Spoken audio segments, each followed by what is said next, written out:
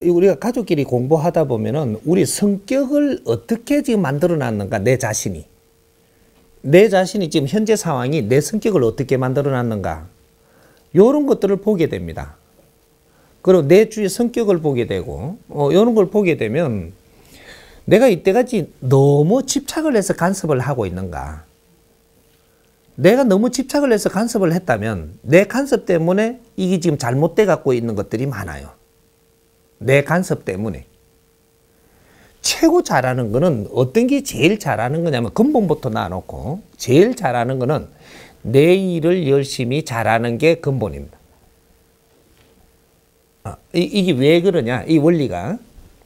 내 동생들도 많이 있고 나는 맏언니가 된다든지 맏형이 된다든지 하는 사람들, 맏이는 어떻게 하는 것이 동생들을 위하는 것이냐. 동생이 어디 가서 두드리 맞는다고 내가 말려주고 그 말을 때려준다고 내가 잘하는 게 아니에요. 그리고 동생이 뭐를 어떻게 잘못한다고 이래라 저래라 하는 게 그게 잘하는 게 아니라는 얘기입니다. 어떻게 하는 게 잘하는 거냐? 내가 내 일을 찾아서 내 거를 잘하는 거.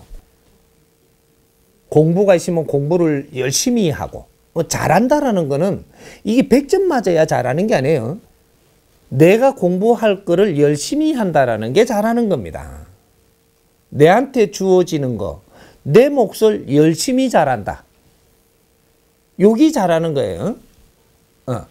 그래서 내 몫을 열심히 잘하고 또 내한테 주어진 바를 잘하고 이런 걸 하고 있으면 어떻게 해서 내 동생들한테 도움이 되냐.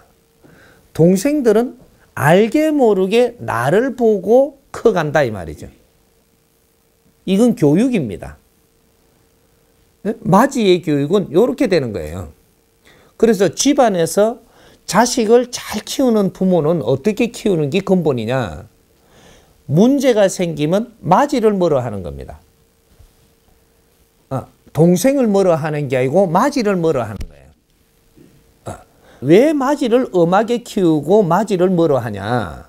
맏이를 뭐라 하게 되면 한 번, 두 번, 세 번 내가 잘못했는데 지금 맏이를 뭐라 하면 동생은 맏이한테 눈치를 보면 어떻게 할 줄을 모르게 돼가 있어요. 분명히 생각할 때 동생이 잘못했는데 맏이를 뭐라 하면 동생은 맏이 말을 잘 듣게 돼 있습니다. 이걸 질서를 잡아주는 거거든요. 부모님은 맏이가 미워서 맏이를 뭐라 하는 게 아니에요. 동생들이 맏이 말을 잘 듣게 하려고 지금 맏이를 뭐라 하고 있는 겁니다. 여기 자연적인 교육이 되는 거예요. 질서를 잡아주고. 맏이를 엄하게 키움으로써 맏이는 아버지 역할을 할 수 있고 제일 위의 역할을 할 수 있고 이 집안의 대들보 기둥 역할을 할 수 있고 이렇게 질을 잡아주는 거죠. 길 자체를.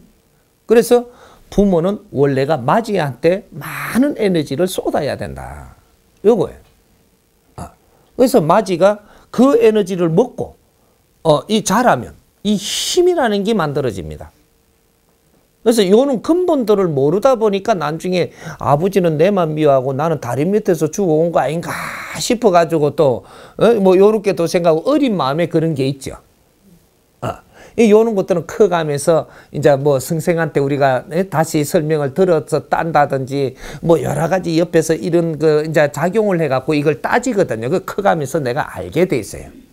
부모님이 얼마나 내한테 정성을 쏟았는가 이런 걸 알면서 이제 바르게 써간단 말이죠. 이 힘은 엄청난 힘을 냅니다. 근데 이런 근본을 모르면은 이 동생이 잘못하면 동생을 막 뭐라하는 거죠.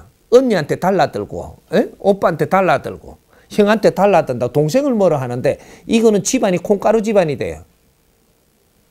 이거는 나중에 질서가 무너지고 나중에 형이 자기 본분을 몰라 하고 뭐 이런 것들이 위에 사람들이 잘못 커버린단 말이죠.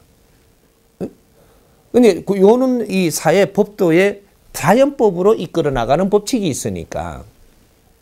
그래서 지금 집안들의 뭔가 우리가 공부를 하면서 초점을 어디로 잡아야 되느냐. 네 걸 열심히 한다. 요거. 동생한테 너무 간섭하지 말고 뭐 누구 옆에 이거 뭐 이모도 간섭하지 말고 네 걸 열심히 하고 있어. 열심히 하고 있으면 어떤 일이 생기냐? 열심히 못 낸 사람이 어려운 일이 생길 때 꼭 나를 찾습니다. 꼭 나를 찾게 돼 있어. 내 걸 열심히 안 하고 있었다면 나를 찾을 때 내가 뭔가를 해줄 수 있는 게 없습니다. 하지만 내 걸 열심히 하고 있다면 어지간한 일 갖고 내를 찾으면 내가 바쁘니까 그건 네가 알아서 해라 이 그러면 돼요. 그러고 열심히 해. 열심히 하면 내가 힘을 갖추게 됩니다. 내가 힘을 갖추면 뭐든지 처리할 수가 있는 사람이 돼 있어. 이 집안에 힘을 갖추어 갖고 뭐든지 처리할 사람이 지금 생겨야 되는 거지. 간섭만 자꾸 하고 있으면 나도 힘이 안 갖춰지고 니도 어렵고 나도 어렵고 계속 어렵게 살기 때문에 진짜 일이 발생할 때는 아무 짓도 못합니다. 그래서 누가 옆에서 뭐라 하든지 간에 네 힘부터 갖추라 이 말이야. 내 힘. 힘을 못 갖추면 너는 너의 구실을 할 수가 없으니까 네 힘부터 갖춰. 지식의 힘을 갖췄든 경제의 힘을 갖췄든 네 힘부터 갖추라 이 말이야.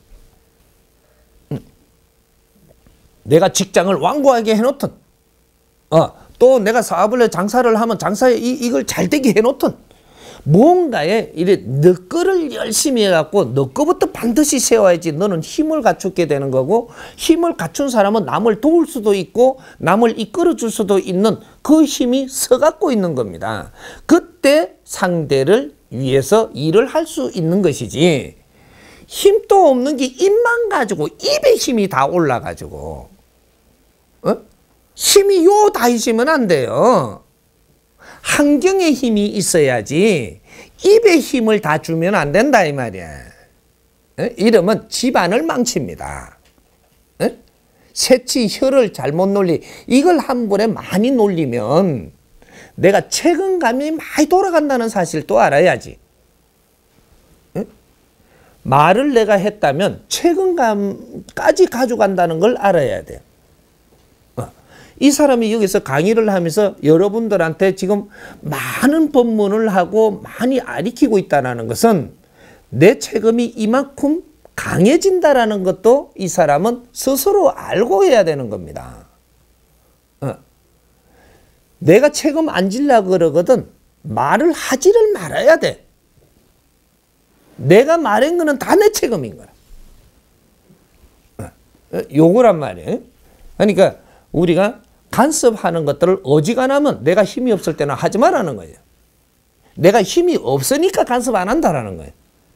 왜? 상대들이 내한테 와가지고 자꾸 이렇게 뭐라고 해서 왜 요새는 좀 안 이끌어주냐. 그러니까 내가 이끌어줄 힘이 없다 야야. 똑바르게 말해버려. 솔직히. 내가 너무 어려워서 너희를 내가 이끌어줄 수 있는 힘이 없으니까 나는 내대로 힘을 갖출 테니까 너희들이 할 수 있는 건 너희들이 해봐. 탁 두드려버리고 난 건 열심히 해요. 요런 거를 요렇게 말을 못하고 꿍꿍꿍꿍 하면서 내 것도 뭐 감을 못 잡고 바르게 못 가고 힘을 못 갖추고 하니까 지금 마음이 요동치는 거죠. 힘 있는 사람은 마음에 요동 안 칩니다. 그러니까 지금은 내가 모지려면 지식도 갖출 수 있고 배움도 할 수 있고 이럴 때는 힘이 없어요. 하지만 이런 걸 배우고 한 사람이 이제 이 배운 거 갖고 내가 힘을 갖추기 시작을 한다면 이제부터 힘을 챙기고 있는 거니까 이때는 내가 힘을 다 어느 정도 일차적인 힘을 세우기 전까지는 누굴 도울 생각하지 마. 니는 도울 수 있는 자격도 없고 힘도 없어. 그런데 그런 사람이 자꾸 너를 도우면 저 사람도 어렵고 나도 어렵고 자꾸 어려움에 빠지자고 하는 것이지. 그러니까 우리가 가족끼리 공부한다라고 하니까 뭐 외면한다. 외면이 아닙니다. 이거는 외면하는 게 아니고 내가 힘이 없는 사람이 거기에다가 자꾸 이렇게 하면 그 사람도 힘없게 만드는 거예요. 돕는 걸 함부로 할 수 있는 게 아니다는 얘기예요.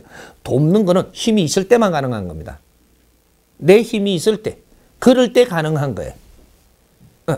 저 사람이 물건을 들고 가는데 그걸 들어주려고 그래도 들 수 있는 힘이 있을 때 가능한 거지. 힘도 없는 게 든다고 이렇게 하면 괜히 긁어채가지고 방해하는 거란 말이에요. 이 원리들을 이해를 잘 해야 돼요. 그러니까 우리가 남 돕는다 생각하지 말고 내 힘부터 갖춰라. 이것이 스승님 공부입니다.